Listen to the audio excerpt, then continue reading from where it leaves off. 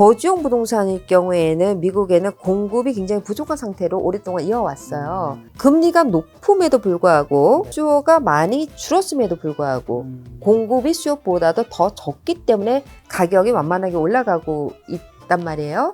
아직도 미국은 220만 채의 그 주택이 부족하다고 얘기를 합니다. 2025년에 주택 가격을 예측을 해본다면요, 완만하게 오르는 곡선으로 가지 않을까 하는 생각이 들고요.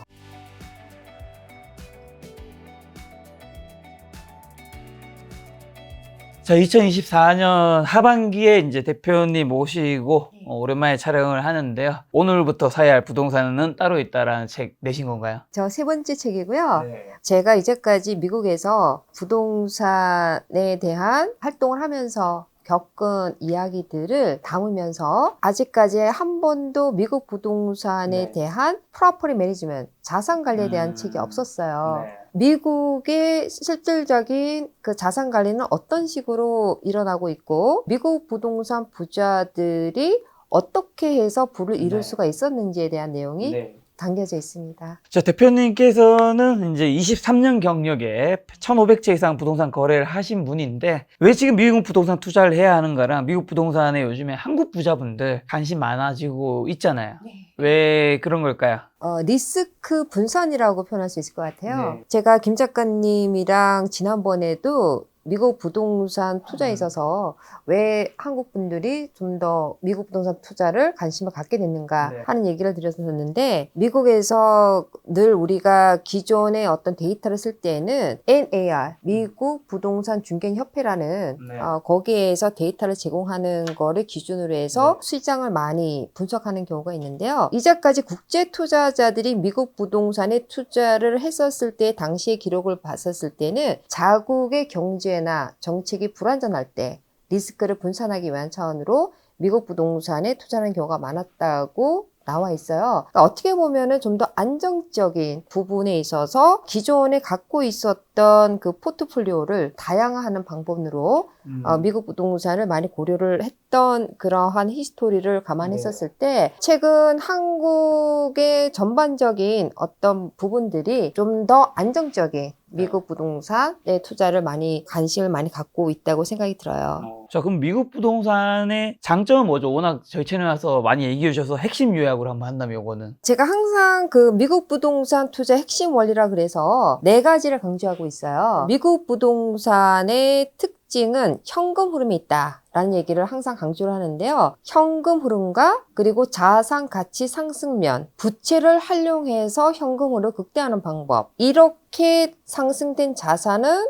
세금 혜택으로 지키는 원리, 이러한 네 가지 원리를 제가 ABCD 매트릭스라고 많이 표현을 해요. 그래서 한마디로 표현하면은 미국에서는 주로 이런 레버리지를 많이 활용한다는 거죠. 그래서 부채를 활용해서 현금 흐름을 극대화하고, 현금 흐름이 극대화되면 자동적으로 자산의 가치가 상승되고, 상승된 자산 가치는 세금 혜택을 통해서 지키는 원리인데, 이것이 지속적으로 반복된다, 이렇게 보실 수가 있죠. 자, 말씀하신 내용이 책에도 부동산 취득 후 보유 과정에서 어떻게 현금 흐름을 극대화하고 자산의 가치를 끌어올릴 수 있는 것인가에 대한 이야기 나와 있는데, 어떻게 그럼 그 가치 끌어올리고 실제 사례 얘기해 준다면? 전체적으로 총수입, 임대 총수입에서 총 지출을 빼고 부채가 있으면 부채를 뺀 나머지가 우리가 현금 흐름이라고 표현을 하잖아요. 현금 흐름을 우리가 극대화하기 위해서는 가장 쉬운 원리가 수입을 늘리고 지출을 줄이고 공시를 줄인다. 이것이 그렇죠. 어떤 핵심 원리라는 건데, 그럼 그걸 어떻게 줄일 것인가? 그러니까요. 예, 그러한 원리가 책에 담겨져 있습니다. 그것이 바로 미국 부동산 부자들이 왜 자산 관리에 중점을 두고 관리를 하는가? 그 비밀이 여기에 있는 것인데, 중요한 거는 뭐냐면은 순운용 소득을 올려야 된다는 것이거든요. 가장 제가 많이 겪은 것 중에서 하나를 얘기한다 그러면은 공실의 부분에 있어서 많은 투자자분들이 잘못 알고 계시는 경우가 있어요. 공실을 우리가 줄이기 위해서는 아파트가 있어요. 미국에. 그러면은 100개 유닛이 있어요. 네. 그러면 100개 유닛 중에서 실질적으로 점유된 공간을 우리가 따져야 되잖아요. 보통 임대 계약을 많이 본단 말이에요. 네. 임대 계약상으로 지금 점유되어 있는 거. 그러나 그거 자체는 우리가 그 물리적 점유율이라 그래서 실질적으로 그 안에 숨어져 있는 경제적 점유율을 따져봐야 된다는 것이거든요. 그 말은 뭐냐면은 계약서 상으로는 99채가 다 차여 있어요. 공실은 5채가 있고 경제적인 점유라는 것은 뭐냐면은 우리가 임대 손실 부분, 임대 할인 부분을 정확하게 보셔야 된다는 거거든요. 근데 미국에서는 이제 그런 부분을 따질 때 임대 손실 부분에 있어서는 예를 들어서 우리가 1년 계약을 하잖아요. 그 임대 계약을 한 유닛에 월 $800로 계약을 했어요. 한 6개월 정도 있다가 시장 조사를 해보니까 이 똑같은 크기의 그 유닛의 아파트가 $850가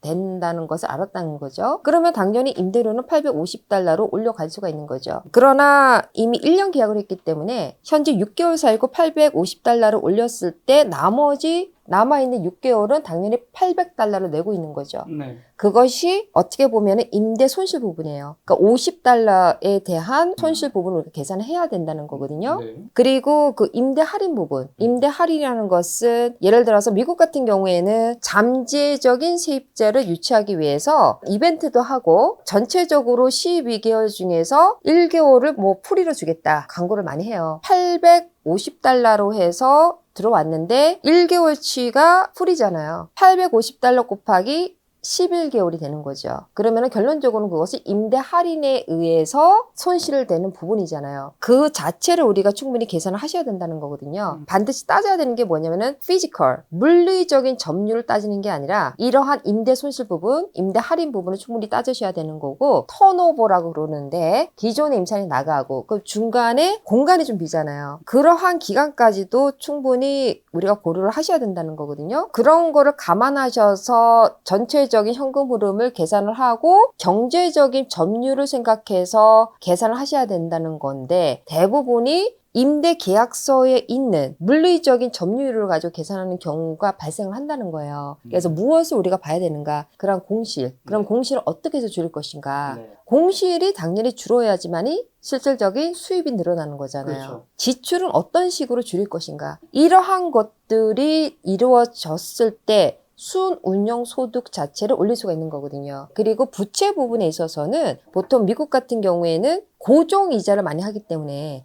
이자가 어느 정도 또 내렸을 때는 재융자를 많이 해요. 그러면 자동적으로 현금 흐름은 증가할 수밖에 없다는 거고 이런 인플레이션율에 따라서 임대료 상승이 되는 경우가 있기 때문에 대부분이 이제 그렇게 되는 거죠. 그래서 현금 흐름은 당연히 극대화가 될 수가 있는 그런 쪽으로 흐른다는 거예요. 그래서 실제 사례 자체는 사실 이 책에 많이 실어놨는데 그걸 수치상으로 우리가 계산을 해봤을 때 보통 현금 흐름과 순운용 소득을 보기 위한 방법으로는 재무제표에서 우리가 답을 찾을 수 있다. 이렇게 얘기할 수 있을 것 같아요.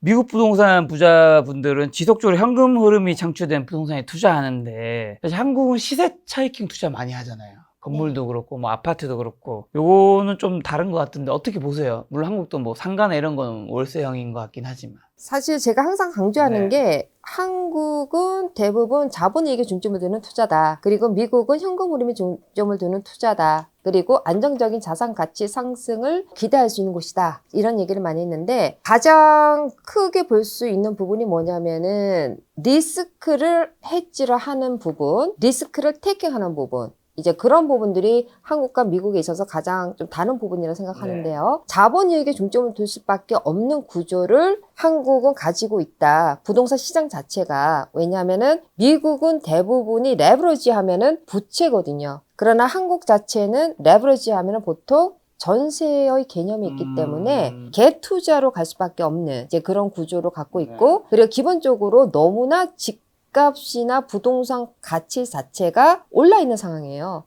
웬만한 자본이 들어가지 않고서는 현금 흐름을 기대하기는 힘든 그러한 구조를 갖고 있는 곳이 한국이거든요. 그런데 미국 자체는 지역에 따라 다르긴 하지만은 좀 더 저평가되어 있는 지역들이 아직은 있기 때문에 어떻게 보면 기회가 한국에 비해서는 훨씬 더 많이 있다고 표현할 수 있고, 따라서 현금 흐름을 장기적으로 봤었을 때는 나은 쪽으로 갈 수 있는 그런 투자라고 볼 수가 있습니다. 그래서 미국 부동산은 한마디로 표현하면은 리스크 헤지라고 볼 수가 있고, 네. 한국의 어떤 투자 형태를 보았을 때는 리스크 테이킹이다. 그래서 우리가 미국 자체에서는 투기라는 단어가 없어요. 그래서 대부분 투자. 처음에 제가 3년 전에 한국에 와서 미국 부동산에 대해서 얘기를 했었을 때 그 현금 흐름에 대한 개념이 많지 않았다는 것을 제가 느꼈어요. 한국 자체에서는 부동산 투자하면은 그냥 시세 차익, 자본이익이다 보니까 항상 생각하는 거 갭 투자, 싸게 사서 어떻게든 비싸게 팔아서 거기에서 남는 금액에 대한 부분만 부동산 투자의 하나의 형태라고만 생각을 하시는데, 실질적으로 부동산 투자에 대한 그 영역은 굉장히 광범위하고 넓다. 그리고 정통적인 미국 부동산의 투자는 현금 흐름이고 장기 투자에 있다라는 얘기를 많이 했어요. 근데 한국 같은 경우에는 대부분 자본이익이 중점이니까 단기 투자를 많이 하는 경우가 있죠. 지금 부채 얘기해 주셔서 약간 이거는 이제 금융 이제 개념, 어떻게 금융에 대한 태도에 대한 공부가 될 수 있을 것 같기도 한데, 좋은 부채, 나쁜 부채는 뭐가 다를까요? 여러분들 뭐 많이 들으셨을 거예요. 자산의 가치가 계속해서 상승할 수 있는 부분에 사용되는 부채, 삶의 질을 향상시키는 쪽으로 사용되는 부채는 사실 좋은 부채라고 볼 수 있겠죠. 그러니까는 학자금 융자도 삶의 질을 향상시킬 수 있는, 그리고 모기지. 나쁜 부채는 그 반대로 보시면 되죠. 예, 시간이 갈수록 가치가 하락하는, 사용되는 부채, 그리고 삶의 질을 향상시키는 것, 영향을 주지 않는 부채, 그런 부분은 보통 이제 나쁜 부채다 보니까 주로 소비에 많이 지출된다고 볼 수가 있겠죠. 비싼 차, 뭐 옷가 같은 시간이 지날수록 좀 가치가 떨어지는 물건 구입이 뭐 사실 자산이 충분하다면 누가 뭐 사든 뭐라고 하겠어요. 근데 거기에 막 부채를 활용하거나, 우리 또 한국은 비교나 보여주는 거 되게 좋아하니까 전반적으로 SNS상에 보여주기식의 가소비를 하는 일부 이제 한국인 분들에 대해서 대표님 보셨을 때 좀 어떻게 생각하세요? 부에 대한 인식, 한국과 미국이 좀 다르지 않는가 하는 생각을 조금 했었어요. 투자에 대한 교육이 좀 더 필요한 부분이 있다, 이런 생각도 좀 했었고요. 미국 같은 경우에는 수동소득을 창출할 수 있는 자산에 많이 생각을 한다는 것이 특징인데, 아까 얘기한 대로 자본이익이냐 현금 흐름이냐, 그 자체로 또 이렇게 종결되는 거거든요. 물론 미국에서도 좋은 차라든지 좋은 집을 선호하는 부류가 있는 반면에 대부분은 투자를 먼저 생각하고 그 다음에 이제 소비를 나중으로 생각하는 쪽이 좀 더 많다면은, 한국 같은 경우에는 좀 그런 부분들이 아쉽다 하는 생각을 했고요. 어떻게 보면 어떤 금융에 대한 교육이라든지 투자에 대한 어떤 교육이 조금 더 있으면 좋겠다 하는 생각을 좀 해봤습니다. 자, 지금 미국과 한국 왔다 갔다 하시니까 혹시 그럼 만나셨을 때 느끼는 미국 부자분들, 한국 부자분들의 공통점이나 차이 같은 거 있나요? 미국 같은 경우는 부자하면 성공한 사람, 그들이 왜 부자가 됐는지 생각해보고 격려를 하고 따라가려고 하는 반면, 한국 같은 경우는 좀 부정의 시선이 반대적으로 있다 하는 걸 좀 느낄 수가 있었고요. 부의 그 편중화가 한국 같은 경우는 너무 대기업을 중심으로 펼쳐져 있지 않는가. 미국 같은 경우에는 사실은 IT라든지 그다음에 창업이라든지 서포트를 해주는 그러한 제도가 한국에 비해서는 좀 더 많다고 볼 수 있을 것 같아요. 그래서 그런 제도적인 부분에 있어서 부자에 대한 개념을 미국처럼 한국도 조금 더 다양화시켜서 기회를 누구든지 가질 수 있도록 할 수 있다면 더 좋지 않을까 하는 생각이 좀 들었어요. 그리고 공통점은 한국이나 미국이나 부동산을 소유하고 있다. 똑같은 부동산을 이제 보유하고 있다는 것 자체에서 한국은 부자들은 부동산에 치중되어 있다, 그렇게 이제 표현할 수 있을 것 같고요. 미국 같은 경우에는 다양한 투자 포트폴리오 중에서 부자들은 부동산도 갖고 있다. 예, 그 정도가 좀 같지만 조금 다르다 하는 부분이 될 것 같네요. 자, 그럼 미국 부동산 부자분들의 마인드셋은 좀 어떻게 되는 거죠? 항상 제가 강조하는 게 뭐냐면은 시간이 지날수록 자산의 가치가 상승되는 그런 자산에 투자를 한다는 거가 기본적인 마인드예요. 그냥 투자 마인드. 그리고 두 번째는 끊임없이 현금 흐름을 창출할 수 있는 자산에 투자한다는 거죠. 그리고 가장 중요한 거는 뭐냐면은요, 돈의 가치를 보는 안목이 틀리다는 거죠. 돈의 가치를 현재의 가치로 계산하지 않고 미래의 가치로 보고 판단한다는 거기 때문에 결론적으로는 돈의 해지 전략으로 자산에다가 투자를 한다는 거죠. 네, 시간이 지날수록 돈의 가치가 떨어진다는 걸 이미 알고 있기 때문에 자산에 투자한 것을 어떤 식으로 지키는 방법을 또 안다는 거죠. 세금 혜택이라든지 그리고 적극적으로 이런 보험을 또 활용해서 본인의 자산을 지키는 생각을 갖고 있고, 제가 이제까지 미국에서 겪었던 부자들을 봤었을 때는요, 투자 소비의 개념이 확연하게 틀립니다. 그래서 그들은 정말로 먼저 투자를 해요. 그리고 남는 돈으로 이제 소비를 하거든요. 그래서 우리가 그냥 봤었을 때 부자라고 느낄 모습이 아닌 분들도 많으세요. 대부분이 그런 분들은 부동산을 하나만 갖고 있지는 않는다는 거죠. 여러 개를 갖고 있다는 거죠. 그것이 왜냐면은 지속적인 수도수도 창출을 하기 위해서 현금 흐름 확보를 계속해서 한다는 거고, 그리고 또 출구 전략 자체가 한국은 자본이익에 중점을 두니까 무조건 파는 거잖아요. 미국에서는 가장 선호하는 게 재융자 전략이다 보니까 자산의 가치가 올라갔었을 때는 상승된 순자산에서 다시 캐시아웃 리파이낸스, 예, 현금 이제 재융자를 일으켜서 또 다른 수동소득의 창출 자산에 또 투자를 하고, 이것이 계속 반복된다는 것이거든요. 투자의 개념 자체를 장기 투자로 볼 수밖에 없다는 거고요. 사실 파는 것 자체에서 끝나는 것은 우리가 능동소득처럼 자산을 팔면 세금 내고 자산도 없어지지만은 또 소득 자체도 없어지잖아요. 수동소득은 내가 일을 하지 않아도 계속해서 나를 위해서 돈이 들어오는 그런 부분들이 확연하게 다르다, 이렇게 보실 수가 있는 거죠. 자, 그리고 맥도날드가 햄버거를 팔아서 돈을 버는 게 아니라고요. 이거 어떤 얘기인가요? 요즘 뭐 많은 분들 여기 들으신 분도 있긴 하지만 모르신 분도 요즘 많으니까요. 부동산을 하면서 그 예를 들어 설명하는 게 맥도날드를 많이 설명을 해요. 맥도날드는 사실 전 세계에 펼쳐져 있는 프랜차이즈인데 우리가 다 알다시피 햄버거를 파는 프랜차이즈 사업이라고 알고 있잖아요. 그러나 실질적으로 그들이 얘기를 하기를 우리는 부동산 사업을 하고 있다. 단지 우리가 햄버거를 파는 유일한 이유는 우리의 임차인들이 그러한 햄버거를 팔아서 버는 돈으로 우리에게 임대료를 지불하기 위한 가장 강력한 수단이기 때문이다 라고 얘기를 합니다. 그러니까 결론적으로는 맥도날드가 참 부자 마인드를 갖고 있는 대표적인 예인데, 어떻게 보면은 그 프랜차이즈를 하면서 그 자체에서 끝나지를 않고 자산에다가 이미 투자를 한 거예요. 햄버거를 팔아서 임대료 갖게 하고 그게 계속적으로 자산의 가치가 또 올라가는 거죠. 그리고 또 자산의 가치가 올라가면 또 다른 자산에 또 투자하는 거고, 그러니까는 이러한 것들이 계속해서 반복되는 그런 원리인데요. 미국의 부자들 중에서 포브스 매거진에서 매년 발표하는 그 400대 미국 부자들이 있어요. 근데 거기에 10%를 차지하는 부자들이 부동산 부자들인데요. 이러한 수동소득을 창출하는 자산군을 대부분 소유하고 있다는 거예요. 거기에서 만족하지 않고 또 다른 수동소득 창출한 또 자산을 끊임없이 투자를 하는 거죠. 그러니까 그들의 부는 지속적으로 반복된다는 거예요. 맥도날드처럼. 그래서 이제 그러한 원리를 우리가 설명하기 위해서 맥도날드라는 프랜차이즈 안에 비교를 하는데요. 요즘에는 이러한 그 구조로 가는 미국의 부동산 기업들이 되게 많아요. 예, 근데 대표적으로 우리가 많이 알려져 있는 게 맥도날드죠. 자, 그럼 미국 부동산 부자들은 부동산 어떻게 관리하고 있죠? 미국 부동산의 특징은 현금 흐름이라고 그랬어요.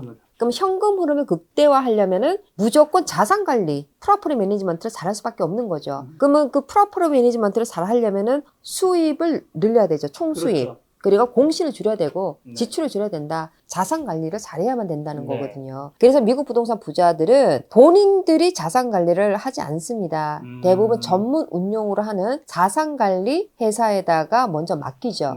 부동산에 대한 관리를 본인들이 해야 된다고 생각하는 사람들이 많은데요. 미국 같은 경우에는 특히 전문 투자자일수록 자산 관리를 하는 회사를 먼저 선임을 하고, 그리고 그들과 함께 투자하려는 부동산을 찾는 경향이 있어요. 그래서 그런 부분들이 상당히 다른 거죠. 그럼 그 자산관리 원칙이 첫 번째가 말씀하신 전문 운영의 원칙이고 또 나머지 총 6가지가 있던데. 자산 관리하면은 크게 두 가지를 관리한다고 볼 수가 있죠. 하나는 세입자 관리, 그렇죠. 다른 하나는 건물 관리죠. 사람들은 이 자산 관리를 대수롭지 않은 일이라고 생각을 하지만 어떻게 보면은 자산의 가치를 올리게 하는 하나의 중요한 키라고 볼 수가 있어요. 그러나 자산 관리 자체는 결코 깨끗한 일은 또 아니에요. 그러나 거기에는 반드시 동일한 원칙이 적용이 된다는 거거든요. 그 원칙을 지키지 못했을 때는 자산에 손실을 줄 수 있다. 전문 운영의 원칙. 자, 두 번째 중요한 거, 소통의 원칙입니다.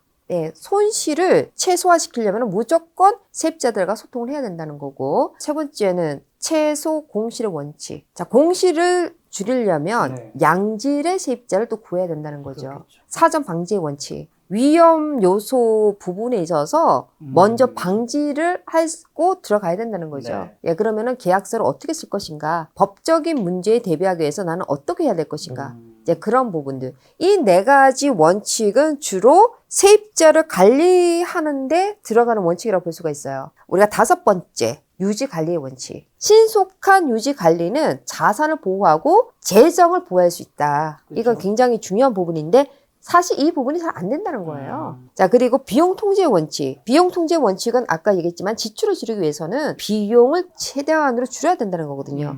그래서 그러기 위해서는 유지 관리 시스템을 구축을 할 수밖에 없다는 거거든요. 자, 그럼 이 6가지 원칙은 사실 부동산 건물을 유지하는 데 들어가는 원칙이라고 볼 수가 있습니다. 반드시 지켜야지만 된다.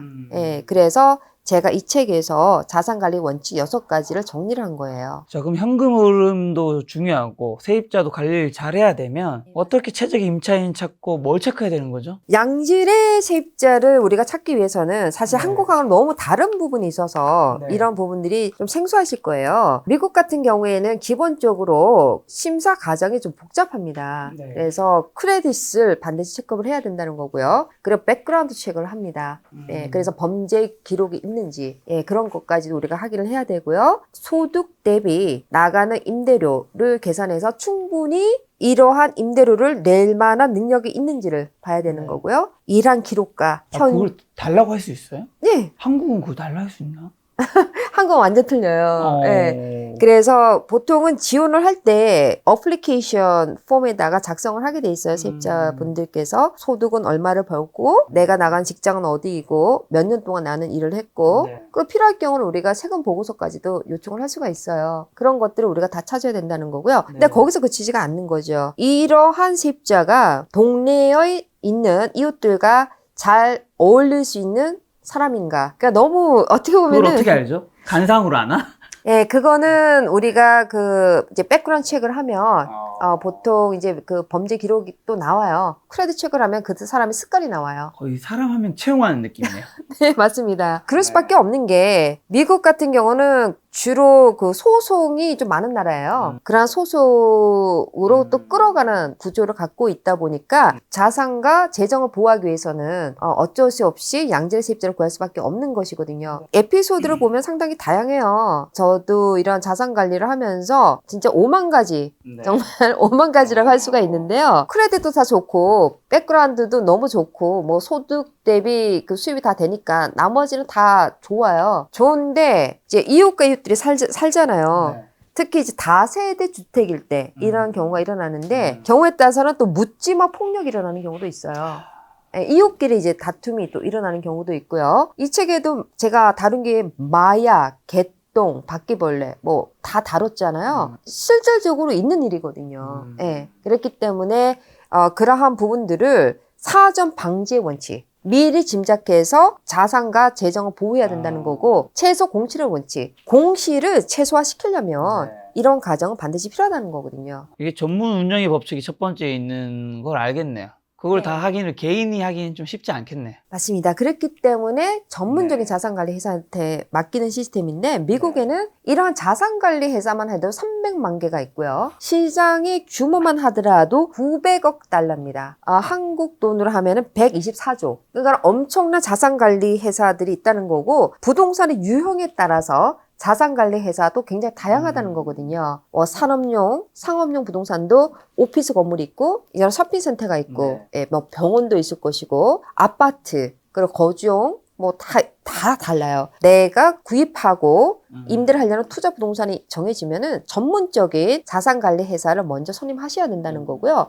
그리고 미국은 한국랑 틀려가지고 너무나 광활해요. 50개 주가 다 틀리고 기후가 틀려요. 그러니까 예를 들면은 플로리다 사는 사람들이 뉴욕에 투자를 하는 경우가 있어요. 플로리다는 덥잖아요. 뉴욕은 추워요. 그러면은 겨울을 예방을 하기 위해서 유지 관리하는 그러한 시스템도 틀려요. 당연히 그 지역에 있는 전문 운영 회사를 선임을 해서 같이 그들과 함께 투자 매물을 보는 경우가 대부분이라는 거거든요. 자, 그럼 미국 부동산 투자를 왜 해야 되는지 많이 말씀해 주셨는데, 이게 시세 차익이든 월세든 이게 좋아야지 투자할 수 있는 거니까요. 25년, 내년이죠 벌써. 미국 부동산 가격 어떻게 될까요? 2024년 들어오면서 계속 얘기한 거는 거주용 부동산일 경우에는 미국에는 공급이 굉장히 부족한 상태로 오랫동안 이어왔어요. 가격이 유일하게 오르는 곳이 세계적으로 봤었을 땐 미국이거든요. 그건 뭐냐면은 금리가 높음에도 불구하고 그러면서 수요가 많이 줄었음에도 불구하고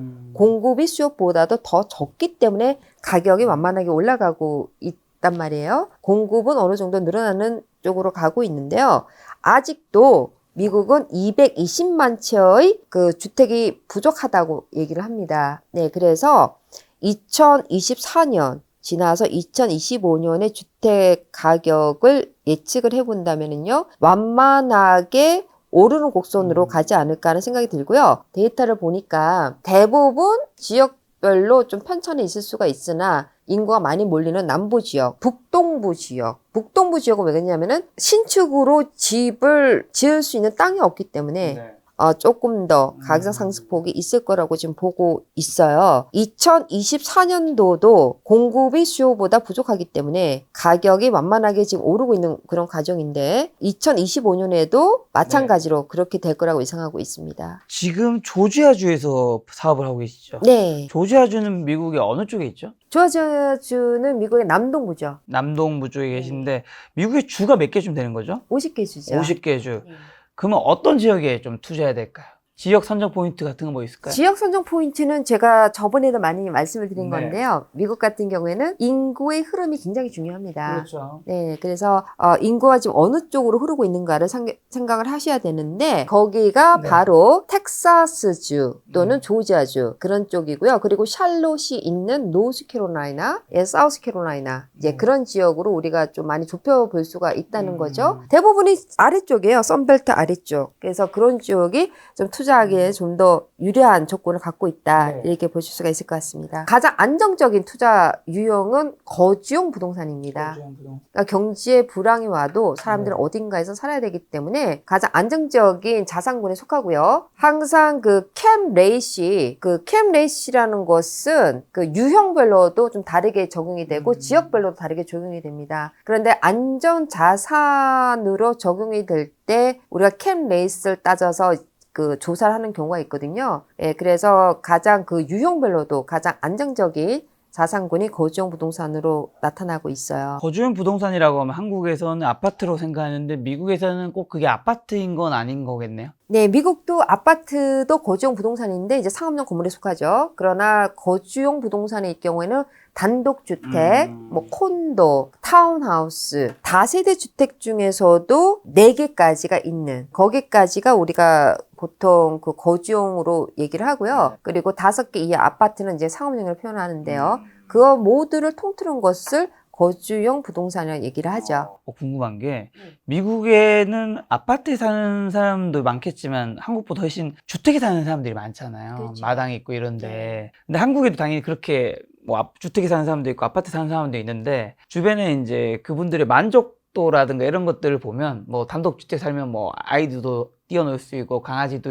띄워놓을 수 있고 좋긴 하지만 대체로 아파트를 훨씬 선호한단 말이죠. 네. 미국에는 어때요? 네, 미국은 가장 선호하는 게 단독주택이에요. 미국은 아파트라고 얘기를 하는 것은 임대용 그 아파트예요. 그러니까 소유가 아니고 단독주택을 이제 선호하는 것은 경제의 어떤 그 변동 속에서도 가장 리스크가 적었던 부분이 단독주택이고요. 리스크를 가장 먼저 받고 있는 거주용 부동산의 유형이 콘도예요. 그래서 경기가 좋았을 때 가장 먼저 반등하는 게 콘도고요. 경기가 나빠지면 가장 많이 영향을 받는 게 또 콘도예요.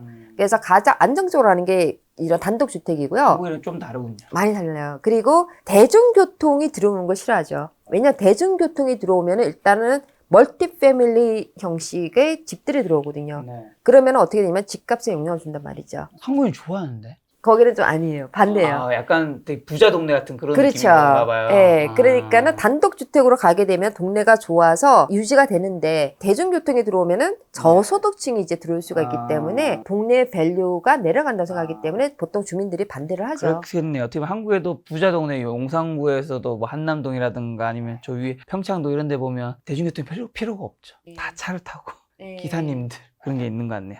자, 오늘 이제 대표님 모시고 오늘부터 사야 할 부동산은 따로 있다. 요 책 이야기 나누었는데요. 좀 정리한 핵심 요약 질문으로 미국 부동산 부자분들의 성공의 키랑 핵심 한번 정리해 주신다면요. 미국 부동산 부자들이 네. 현금흐름에 중점을 두는 투자를 함에 있어서 가장 핵심적인 부분이 자산 관리예요. 그래서 미국 부자들의 성공의 키는 바로 자산 관리이다라고 요약할 수 있겠습니다. 네. 네, 오늘도 대표님께서는 이제 조지아 주에서 오셔서 이제 미국 부동산 투자 방법과 왜 미국 부동산 투자해야 되는지 알려주셨는데 저희 시청자분들에게 개인적으로 마지막 꼭 하시고 싶은 말씀이 있다면요.